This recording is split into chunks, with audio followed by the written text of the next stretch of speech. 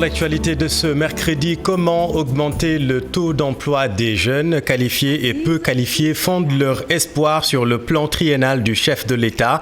Le Conseil présidentiel sur le financement du programme se tient demain jeudi. Le gouvernement va tenter de redonner des perspectives aux jeunes. Objectif, éviter une génération sacrifiée. Plus de détails dans un instant. Grève de la faim de détenus à la maison d'arrêt de Ziguinchor. La société civile invite l'État à la révision de la législation en matière de détention préventive. Ces 25 détenus dans le cadre de l'enquête relative à la tuerie de Boffa Bayotte poursuivent la diète entamée depuis lundi. On vous explique tout dans cette édition. À Saint-Louis, enseignants et proches du professeur Alioune Badara Dia exigent sa libération. Le professeur a été arrêté et transféré à Dakar dans l'affaire Sonko Adji Sarr. L'homme avait été arrêté pour appel à l'insurrection. Nous ferons le point dans un instant. L'actualité, c'est aussi le classement Reporters sans frontières de la liberté de la presse dans le monde. Dans 130 pays, l'exercice du journalisme est totalement ou partiellement bloqué selon RSF. Notre pays est à la 45e place sur 180. Reporters sans frontières dénonce de nombreuses atteintes au Sénégal. En sport, qualification historique du Jaraaf de Dakar en quart de finale de la Coupe CAF.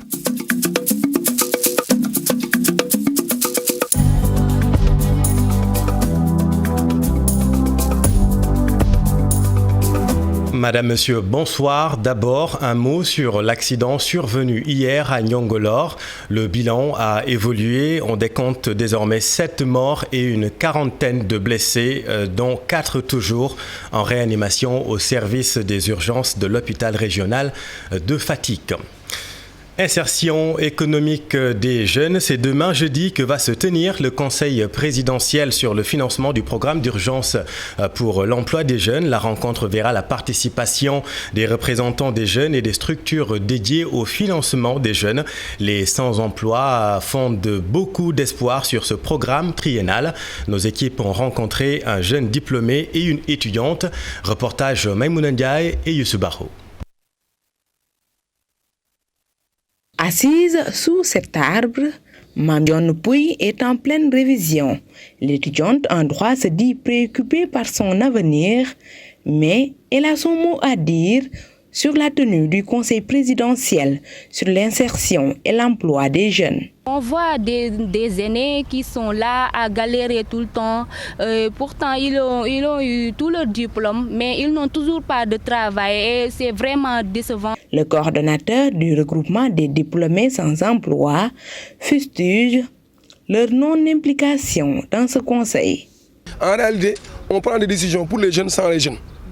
Donc nous, ce qu'on a toujours fustigé et qu'on a toujours demandé est que les jeunes doivent participer à la prise de décision. Les jeunes doivent être associés à la part des demandeurs d'emploi. Et qu'après, quelques temps après, que cela se trouve être un échec et qu'on soit dans un éternel recommencement. Yves Zalé souhaite que les choses se passent autrement après ce grand rendez-vous. Vous l'avez constaté, depuis que le président a annoncé les 350 milliards, vous avez vu beaucoup de structures et beaucoup de personnes parlaient d'emploi et parlaient de jeunes.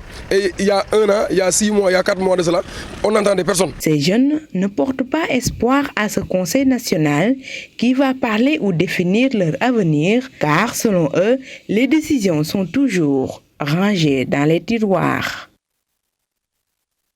Merci Maïmouna. Depuis la semaine dernière, Ziguinchor vit au rythme des coupures intempestives d'électricité. Certains quartiers sont parfois plongés dans le noir durant 10 tours d'horloge. Situation inconfortable en ce moment de Ramadan. Dans un communiqué, la Sénélec explique les coupures par des travaux de restructuration et d'extension de son réseau. Travaux qui seront réalisés jusqu'au 15 mai. Confirme la Sénélec. Restons à Ziguinchor. La grève de la faim se poursuit à la maison d'arrêt et de correction. Vous le savez, les 25 détenus dans le cadre de l'enquête relative au massacre des 14 exploitants forestiers protestent contre leur longue détention. Ils sont en prison depuis 3 ans. La société civile à Ziguinchor invite l'État à la révision de la législation en matière de détention provisoire. Voyons tout cela avec Boubacar Diassi et Lamine Mandiang. 2 jours après le début de la grève de la faim, des 25 prévenus dans le cadre de l'enquête relative à la tuerie de la forêt du Bayotte Est, réclamant l'ouverture d'un procès et donc la fin de leur détention préventive, nous nous sommes intéressés à cette notion. Ce doctorat en droit nous édifie. Dans notre législation sénégalaise, donc, aucun texte ne définit ce qu'on entend par détention provisoire. Par ailleurs, on peut faire recours à la doctrine. Je fais allusion ici au doyen Jean Carbonnier, qui définit la détention provisoire comme une mesure grave qui va à l'encontre de la présomption d'innocence en ce qu'elle conduit à incarcérer un citoyen présumé innocent. En matière criminelle, voici ce que le droit positif sénégalais prévoit. Lorsque nous sommes en matière criminelle maintenant, ici, la détention provisoire, aucun texte ne fixe le délai minimal ou maximal par rapport à la détention provisoire en matière criminelle, malheureusement.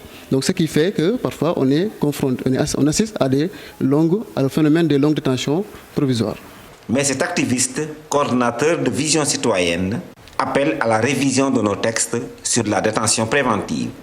Au Sénégal, en fait, malheureusement, on nous dit en matière criminelle que la détention provisoire n'a pas de limite. Cela fausse réellement les données. Ce sont les hommes qui font les lois et non les lois qui font les hommes. En réalité, les Sénégalais doivent, en premier lieu, adapter les textes judiciaires aux réalités du pays. C'est ahurissant, en fait, d'entendre des détenus qui exigent avec acuité à ce qu'ils soient jugés. Quoi qu'il en soit, les 25 prévenus continuent leur grève de la faim illimitée. Merci Boubacar. Justice toujours. À Saint-Louis, les enseignants du CM de Pikine et la famille du professeur Alioune Badara réclament sa libération. Le professeur a été arrêté le 14 février dans l'affaire Sonko Adji Sarr. Il a été interpellé pour appel à l'insurrection. Il a été transféré à Dakar par la suite. Ousseynou Diop, Habib Seck. Le professeur Alioune Badara a été arrêté le 14 février dernier dans l'affaire Adji Sarr Ousmane Sonko pour appel à l'insurrection. Sa famille et ses collègues du CEM de Pikine de Saint-Louis réclament sa libération. La libération pour accélérer donc cette machine judiciaire pour qu'il puisse au moins retrouver la liberté. Mais jusqu'à présent, on n'a pas encore eu de nouvelles. Et nous sommes là, sa famille l'attend, ses élèves l'attendent, ses collègues l'attendent. Et donc vraiment, on dit que la place d'un enseignant n'est pas en prison, mais sa place est en classe. L'imam du quartier de Balakos interpelle les autorités gouvernementales pour la libération du jeune professeur très engagé et militant du Parti socialiste. Selon l'imam Dat, le président Macky Sall doit se prononcer pour qu'il retrouve sa famille. Nous sommes dans le mois de Ramadan et nous demandons au chef de l'État de se prononcer pour la libération de notre fils. Alioune est un soutien des familles.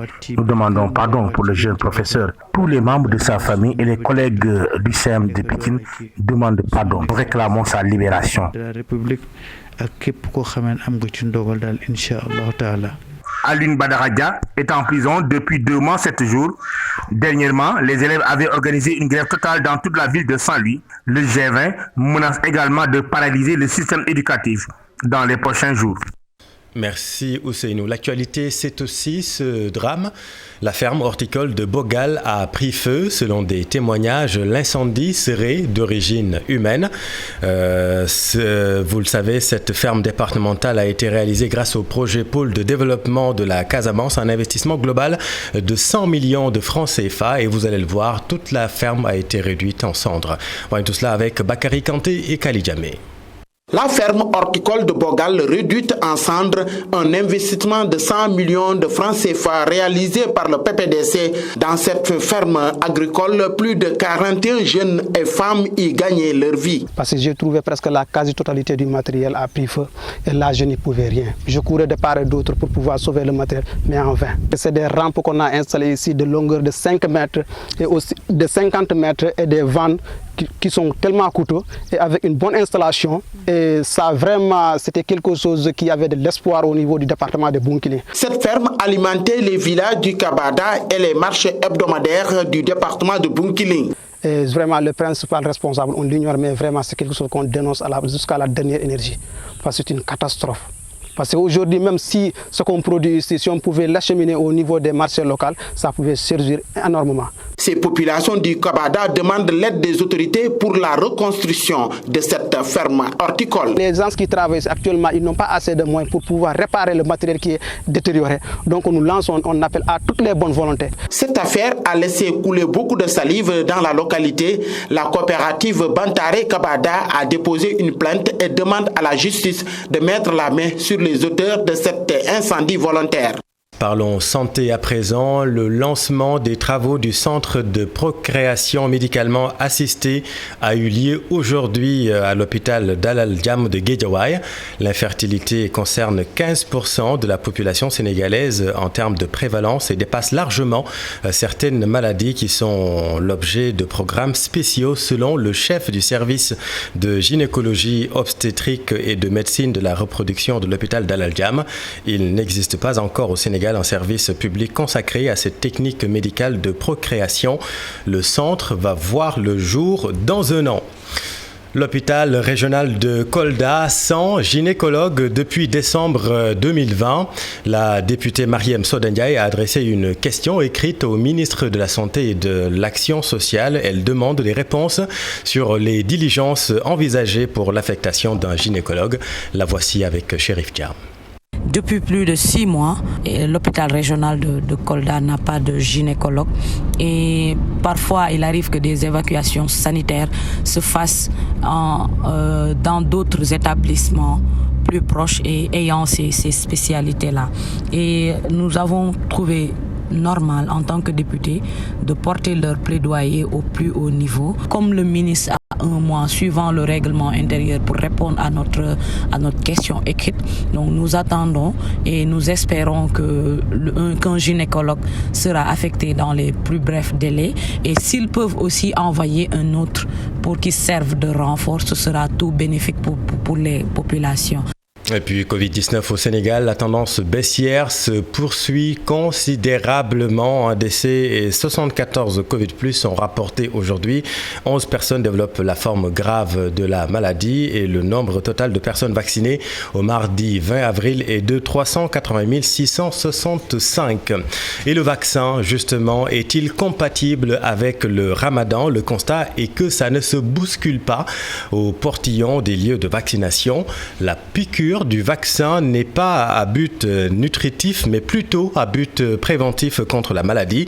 Cette injection peut-elle alors annuler le ramadan? Difficile d'avoir une réponse tranchée. Voyons tout cela avec Fat Bintou Conté et Pape Sangone Mbaye. Jeûner et se faire vacciner, l'imam Mactar Ndiaye de la Grande Mosquée des Libertés 6 pense que cela ne rime pas, et pour diverses raisons. Toute matière, qu'elle soit liquide, gazeuse ou solide, qui entre dans l'organisme de la personne, soit à travers les yeux, à travers le nez ou à travers les oreilles, n'est-ce pas, annule purement et simplement le jeûne. Donc tout ce qui est collyre, vaccin, injection, perfusion, donc annule purement et simplement le jeûne. Pourtant, pour l'imam Ismaël Ndiaye, le vaccin n'a aucun impact sur le jeûneur. On peut bien jeûner et se faire vacciner. Si le vaccin ne permet pas de faire un apport en vitamines qui peut peut-être, en tout cas, aider la personne à mieux supporter les effets du jeûne et que ça soit seulement un vaccin thérapeutique, alors cela ne rompt pas le jeûne. Les malikites même sont allés un peu plus loin. Il y en a parmi eux qui disent que même si le vaccin donne un apport mais ne passe pas par les voies d'apport, c'est-à-dire ni par la bouche ni par... Alors rembourser ce jour n'est qu'une action recommandée. En tout cas, le rush n'est plus au rendez-vous dans les lieux de vaccination avec ce ramadan. Il y avait beaucoup d'affluence avant le ramadan, mais actuellement, il y a certaines personnes qui disent que les vaccins ne vont pas avec le ramadan. Oui. Donc, ils préfèrent attendre après le ramadan pour venir se faire vacciner. Les avis divergent avec le vaccin en cette période de ramadan et remarque a été faite que les Sénégalais sont toujours réticents. Un débat qui va donc se poursuivre. Fat Bintou, merci beaucoup. Et toujours à propos du Ramadan, à noter le réaménagement de l'horaire du restaurant universitaire de Cheikh Anta Diop. Du fait des longues files d'attente, certains étudiants avaient du mal à rompre sereinement le jeûne. Désormais, le service va commencer un peu plus tôt et les étudiants se réjouissent dans ce reportage de Habib Faye et Pape Sangoune Mbaye. Plus de files d'attente devant les restaurants universitaires à l'université Cheikh Anta Diop, c'est le constat. Les étudiants se disent satisfaits du réajustement horaire. Parfois, on prend le ndogu à temps, mais en fait, parfois on ne peut pas le faire puisque le rang peut-être poser des problèmes. Mais d'habitude, comme les choses changent, vraiment, on va changer avec. Actuellement, on voit que ça passe mieux quand même. Comme était auparavant quand même. C'est un soulagement, absolument. Les mettre dans de très bonnes conditions est l'objectif de l'autorité universitaire. De pouvoir prendre l'ensemble des étudiants en charge. Mais néanmoins, c'était des files assez ennuyeuses tout de même. Donc, par rapport à cela, nous avons décidé, à partir d'hier, de réajuster un peu ces horaires qui ont été définis. Seul hic, le manque d'organisation dans les restaurants. Un étudiant peut se servir dans les restaurants universitaires pour un seul repas de coupure 5 à 6 fois. Donc ça, c'est des incidences financières assez énormes. Le ndogu, ça ne signifie pas que ça appartient à lui. Moi, je me dis que peut-être, c'est souvent, il y a les gens qui les permettent donc de prendre pour leur part. Le mois béni du Ramadan nécessite beaucoup d'efforts. L'université Cheikh Anta Diop a réaménagé les horaires d'ouverture et de fermeture des lieux de dégustation. Objectif, permettre aux étudiants de rompre à temps le jeûne. Merci Habib et bon appétit aux amis étudiants. La journée du talibé a été célébrée hier mardi à Mbour. Les maîtres coraniques se disent contre l'errance et la mendicité des enfants talibés. Ils estiment en revanche que l'État a failli dans l'encadrement des daras. Abdurrahman Diallo et Mamadou Gueye. Des talibés et des maîtres coraniques, tous déplorent la mendicité, mais ils disent ne pas avoir le choix. Ils indexent l'État.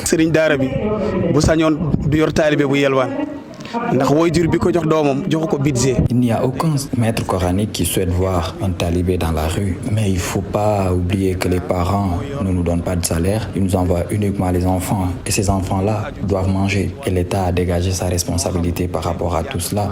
On n'a aucun appui venant de l'État, et pourtant on est des Sénégalais comme tous les autres. Ils appuient l'école, mais les daras ne sont pas appuyés, que ce soit les talibés ou nous, maîtres coraniques. On n'aimerait pas voir ces enfants dans la rue. Une situation qui a poussé les organisations à mettre la main à la pâte. Elles ont décidé d'appuyer régulièrement les daras. La fédération envisage de travailler avec ces enfants talibés, mais également avec les Serigne Dara, en les appuyant selon le dispositif ou bien selon les normes établies par l'État du Sénégal. Donc la fédération est en train de réfléchir avec les Serigne Dara comment on peut accompagner les Dara afin que les talibés vivent dans des conditions meilleures. Ces maîtres coraniques, talibés et organisations estiment que les enfants doivent être protégés. Les Dara aussi méritent un soutien. Malgré le report de la fermeture du marché baraque de Liberté 6, ce n'est toujours pas la parfaite entente entre le maire et les commerçants. Ces derniers maintiennent leur position avant ou après le Ramadan. Ils ne quitteront pas les lieux. C'est un reportage de Fatima Touré et Youssou Baro. Le bras de fer entre le maire des SICAP et les commerçants du marché Liberté 6 Extension continue. L'annonce de l'édile des SICAP de reporter la date de la démolition du marché jusqu'à la fin du Ramadan ne réjouit guère les commerçants. Selon eux, Santi Agne est en train de faire du forcing. Ce qu'il est en train de faire, il se contredit chaque fois. Parce que la fois passée, il avait dit qu'il allait démolir le marché le 15. Actuellement, il dit encore le 15. On va s'attendre jusqu'à des 15 qui ne vont jamais terminer, jusqu'à ce que lui-même il dégage. Et on est plus déterminé qu'à jamais de rester dans ce marché et de défendre nos droits. Pour les commerçants, la démolition programmée du marché ne rime pas avec l'ambition du chef de l'État envers les jeunes. Dans ce marché, il y a plus de 400 voire même 500 jeunes qui sont là. Donc si la démolition On verra donc des jeunes qui seront au chômage, chose qui n'est pas normale. On lance un appel solennel au président de la République de venir soutenir les jeunes de Liberté 6 Extension. Devant cet état de fait, ils sont plus que déterminés à défendre leur patrimoine. Donc, on est prêt même à donner notre vie, parce que notre vie, c'est le travail. Pour rappel, le marché devait être fermé le 15 avril dernier, mais après plusieurs interventions, le maire des SICAP s'est rétracté. Les commerçants se disent prêts pour la confrontation si Santy Agne persiste dans sa volonté de démolir le marché après le Ramadan. Et Fatima, le maire de son côté, n'envisage aucune dérogation. Après le Ramadan, le marché sera bel et bien fermé selon Santy Agne, maire des SICAP. Il n'y a même pas matière à discuter de ça. On va le démolir, on va le reconstruire. S'il plaît au bon Dieu. Et tous ceux qui sont venus nous donner leur titre de propriété seront relogés. Et d'ores et déjà, ils auront leur contrat. Et sur le plan, ils auront leur emplacement. Ça, au moins, c'est un engagement que nous prenons. Par contre, ceux qui disent qu'ils n'ont jamais été... ils n'ont jamais été contactés, que nous avons pris une décision d'autorité, grand bien leur face. Mais moi, je viens de vous montrer que c'est un processus qui a abouti à ça. L'étude qui a été faite dit en préambule que le plan béton n'est pas respecté. Autre délocalisation, celle du stade Maître Babacar Seye de Saint-Louis. Rencontre entre l'AGETIP et une délégation saint-louisienne pour la matérialisation du projet. Vous le savez, certains Saint-Louisiens étaient vent debout. À la place du stade, un centre d'affaires devrait voir le jour. Amara Traoré se dit séduit par le projet. L'ancien sélectionneur appelle les Saint-Louisiens à penser à la génération future. Mamadou Fall et Tierno Laurent Mendy. La délocalisation des stades Maître Babacar Seye, qui a soulevé moult réactions chez les populations saint-louisiennes, semble être en phase de matérialisation puisque l'AGETIP et la délégation dirigée par Amara Traoré se sont rencontrés pour plus d'informations. Le site de Maître Babacar Seye ne nous permettait pas de développer le projet dans tous ses aspects. Parce que c'est un stade et un palais de sport. Le site de Maître Babacar Seye ne permet que la construction d'un stade. Qui ne satisfait pas à tous les critères édictés par la FIFA. Le site de Maître Babacar Seye ne permet pas aussi d'avoir une piste d'athlétisme. Parce qu'un stade, maintenant, on est au XXIe siècle, Saint-Louis mérite d'avoir un stade omnisport où toutes les disciplines sportives se pratiquent. Une présentation de la nouvelle maquette et le site choisi a fini de séduire l'ancien international sénégalais. Il promet d'ailleurs de convaincre ses pairs. Moi, ce que j'ai vu là m'a vraiment séduit. C'est-à-dire que c'est en tant que sportif, rêver d'avoir un parc, ce parc-là, ce que je vois là, c'est même pas un parc, c'est un parc sportif. Parce qu'aujourd'hui, on a le stade qui peut accueillir jusqu'à 25 000 personnes, mais il y a toutes les commodités. Maintenant, la question que je me pose, est-ce que nous avons le droit de priver à la fédération, à la génération future, de nous ce qu'on n'a pas eu? Pour le respect des normes internationales et le souhait d'une modernisation des infrastructures sportives, le stade doit être bâti sur un site de 15 hectares, contrairement aux sites initialement prévus, qui sont entre 2 et 4 hectares. Merci Mamadou. L'autre grand titre de cette édition, Reporters sans frontières a dévoilé son classement mondial de la liberté de la presse. Sur 180 pays, le Sénégal se positionne à la 49e place. La première place est occupée par la Norvège et c'est l'Érythrée qui ferme le classement. RSF dénonce une série d'atteintes chez nous au Sénégal. Cheikh Diop et Tierno Laurent Mendy. Le Sénégal dégringole en perdant 2 places dans le classement mondial de la liberté de la presse 2021. Selon Reporters sans frontières. Il y a un certain nombre d'événements malheureux qui se sont produits et qui ont contribué à affaiblir l'état de la liberté de la presse dans le pays. Il y a eu l'effet Covid d'abord avec beaucoup de restrictions sur les libertés en général et la liberté de la presse en particulier. Un rang contesté par le directeur de la communication au ministère de la Culture. Ousseynou Dieng persiste et signe que le Sénégal est un pays où la liberté de la presse est garantie. Assainir la profession, nous l'avons fait le site est opérationnel. Deuxième niveau d'assainissement, le président de la République l'a dit, il faut aller vers la signature de conventions et de cahiers de charges. Le représentant de Reporters sans frontières invite l'État à assurer la sécurité des journalistes et de leurs outils de travail pendant les manifestations. En adoptant des lois qui abolissent les peines privatives de liberté pour les délits de presse, ça c'est une piste que l'on peut explorer, mais il faut aussi aller dans le sens par exemple de l'adoption d'une loi qui facilite et encadre l'accès à l'information d'intérêt public. Ce 3 mai, la journée mondiale de la liberté de la presse sera célébrée. Toutes les associations de la presse sénégalaise seront dans la rue. C'est pour exiger plus de liberté. Merci, cher. Gestion de la carrière des artistes. L'association des managers et agents d'artistes forme ses membres. C'est à travers un atelier de formation pour renforcer la capacité des managers, aider aussi ces acteurs à maîtriser l'environnement des métiers de la musique et des activités connexes. C'est un sujet de Iboudouf et Amadouba. Ils sont managers ou agents d'artistes, des acteurs qui sont derrière les hommes de culture pour gérer leur carrière. Il y a les outils stratégiques qui gravitent autour de l'artiste. C'est la scène, c'est la production, c'est les concerts, vous voyez. Et là, c'est le devoir du manager maintenant de pouvoir vraiment gérer son artiste. Savoir beaucoup de techniques sur le son, sur la régie, sur un ensemble d'éléments. Étant l'un des collaborateurs les plus proches de l'artiste, ils sont souvent impliqués dans la recherche de profit. Le manager est un directeur d'entreprise qu'il devra écouter ses conseils et avec une bonne gestion de ce projet, je pense qu'ils vont s'entendre sur une dynamique de développement social et économique. Si le manager est assez outillé pour comprendre ça et dérouler ça, aujourd'hui il devient un bon manager.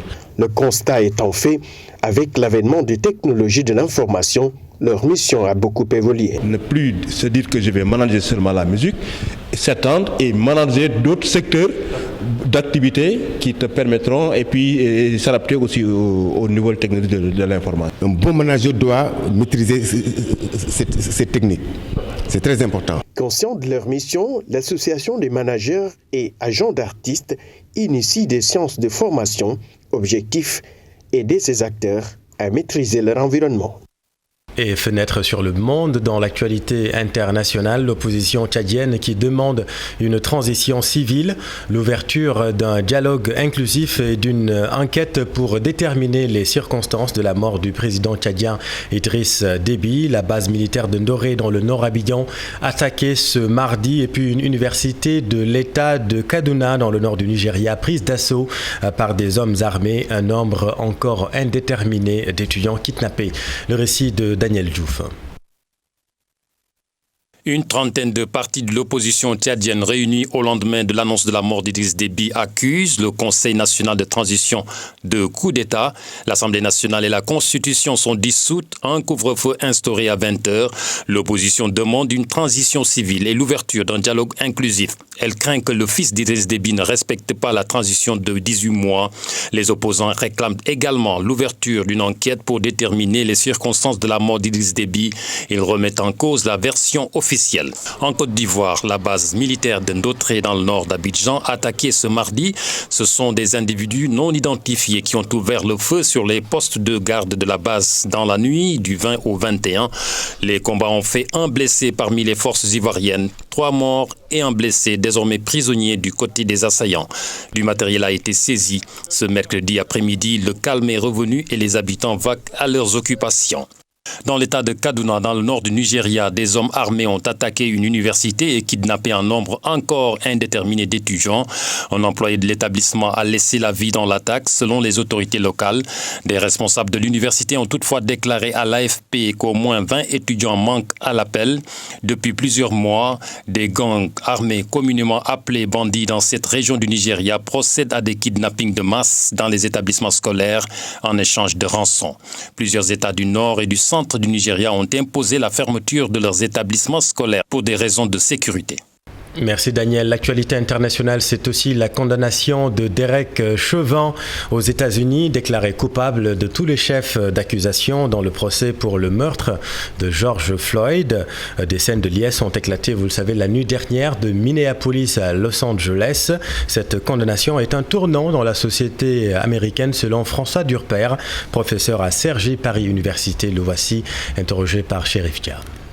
Ce verdict de culpabilité contre Derek Chauvin, il montre ce qui évolue. Des procureurs qui désormais osent inculper, des policiers qui désormais osent accuser et témoigner contre d'autres policiers. Ça a été le cas de la police de Minneapolis qui a lâché Derek Chauvin, et des jurys qui ne sont plus exclusivement blancs comme dans le passé, mais des jurys qui sont diversifiés et des jurys qui osent condamner. Il y a aussi le rôle de la vidéo, très importante, parce que sans les smartphones, peut-être que ce procès n'aurait jamais eu lieu. En fait, la justice, ce n'est pas que des policiers soient condamnés, c'est quand les policiers ne tueront plus des innocents.